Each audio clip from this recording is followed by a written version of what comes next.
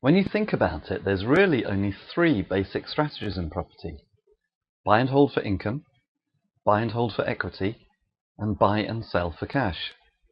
What we call other strategies are really just sub-strategies of these main strategies. When you know what you're trying to achieve, you can then choose the right strategy. So, for example, if your principal goal is to derive income from property, then you know that your principal strategy will most likely be the buy and hold for income strategy. And this will mean buying properties cheaply enough so that your mortgage interest payments are as low as possible, and with sufficient rent to produce a significant positive cash flow. And if your goal is to produce equity or wealth, then the strategy you're most likely to use is buy and hold for equity. And this will mean buying properties where there's a genuine expectation of significant price rises, in other words, increasing capital values. And if you buy for equity, it will still be important to keep in mind investment fundamentals and to find a property where the rent at least covers all the costs, even if it doesn't produce a significant positive cash flow for income. And this may be made easier by targeting cheaper properties or below market value properties to reduce mortgage costs. Of course, rising prices is only one way of benefiting from equity. Buying a property cheaply, in other words, at below its true market value, means that you'll have equity from day one. You can also target properties where it's possible to add value.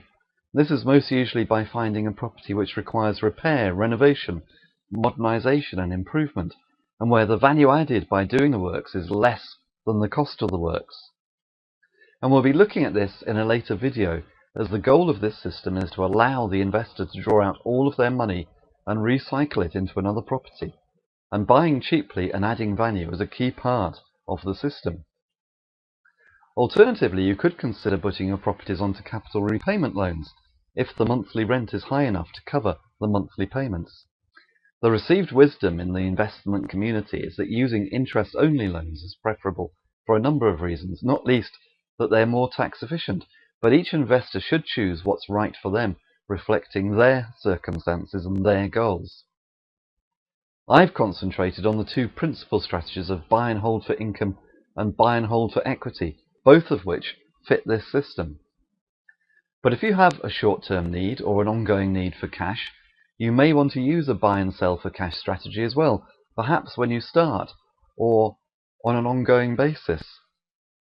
This strategy relies on buying a property cheaply and then selling at a higher price. If you buy cheaply enough, you may be able to sell at a markup without doing anything to the property. Alternatively, you can target properties where it's possible to add value, do the work required to add the value, and then sell on at a profit. I've noticed that many investors are unclear on which strategy is best for them, and often buy property without a clear strategy in mind. The key thing is to have a long-term strategy and to buy with that in mind.